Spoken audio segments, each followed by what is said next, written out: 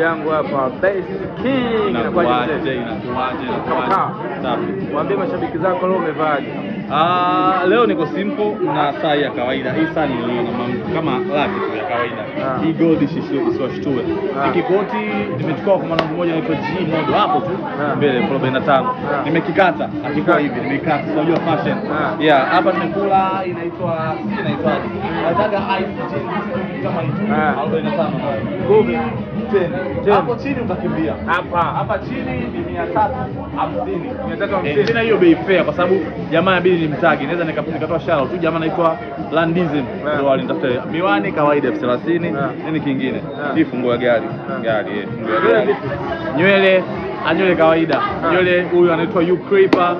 Ndio kinyunyuzi wangu wa muda wote. Yeye kunyoa na black shilingi 25. Yeah, anakupanda kote ulipo. Kabisa. Kitu gani ambacho kinakutofautisha wewe na ma content creator wengine? Hivyo hivyo tu, Best King wao ni majina mengine. Yeah, sidhani ila vitu vingi sana we are common in character. Ila labda kingine mimi labda kwenye urefu. Mimi nadhani naweza ngaa kwenye urefu top 3, mimi wa pili au tatu. Yeah, nadhani. Yeah, kwenye urefu. Kwenye urefu Mwambie na mmoja shemeji yangu bana. You know I love you so freaking much. Yani amna mtu ambaye anasumbua yani. Yani wewe ndo kila kitu. I love you. I'm fighting for you. Yani mimi nafanya kila kitu kuwa content creator, kulazimisha kufanya content nyingine nitafute hela ili nimtunze wewe mama. Biashara yangu mimi ni wewe. Maisha yangu ni wewe. Everything is for her. Familia nzima ingekuwa content creator.